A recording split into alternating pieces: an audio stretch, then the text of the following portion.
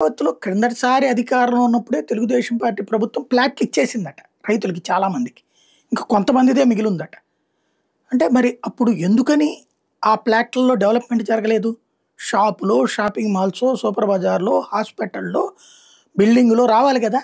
ఎందుకని రాలేదు? ఈ రోజు వరకు ఎందుకు రాలేదు?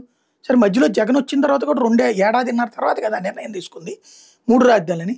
ఆలోపన రావాలి గదా! ఆ తర్వాత పోనీ జగన్ 3 రాజధానులు అన్నాడు కాబట్టి తగ్గాలి గానీ ఆగిపోకూడదు గదా! ఆ తర్వాత నీ ప్రభుత్వం వచ్చి 17, 18 నెలలు అయిపోయింది గదా! ఇప్పుడైనా రావాలి గదా! ఎందుకు రావట్లేదు? ఇది $1,000,000 ప్రశ్న. ఎందుకంటే నిన్న నారాయణ గారు చెప్తున్నటువంటి లెక్క నేను ఇంతవరకు ఏంటంటే ప్లాట్లు ఆళ్ళ చేతికి ఇవ్వలేదు అన్నటువంటిదే అక్కడ ఉన్నటువంటి అనేక మంది బైట్స్ విన్నది.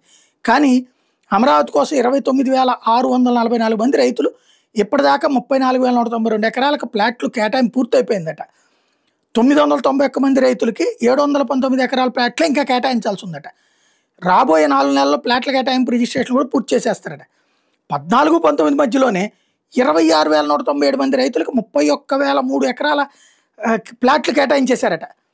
నిన్న మంత్రి నారాయణ గారు చెప్పిన లెక్క ఇది. రైతులకు కేటాయించిన రిటర్నబుల్ ప్లాట్లో ఇప్పటిదాకా 26,732 మందికి 60,980 ప్లాట్ల రిజిస్ట్రేషన్ పూర్తయిపోయిందట.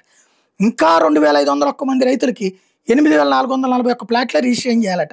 వీటిలో పలు కేసులు పెండింగ్లో ఉండటం, కోర్టు కేసులు 70 మంది రైతులకు చెందిన 312 ప్లాట్లు, భూసేకరణకు సంబంధించి పెండింగ్లో 254 మంది రైతులకు చెందిన 1,170 ప్లాట్లు అపరిష్కృతంగా ఉన్నాయి. ఇతర వివాదాల్లో మరో 450 మందికి 1,889 ప్లాట్లు, పీఓటీ కేసులో 208, దేవాదాయ శాఖ వివాదాలు 69, లంకెస్ అయిన భూములు 337, ఎన్ఆర్ఐలు 444 ప్లాట్లు పెండింగ్లో ఉన్నాయి. ప్రస్తుతం రోజుకి 60 నుంచి 90 ప్లాట్ల వరకు రిజిస్ట్రేషన్ జరుగుతున్నాయి.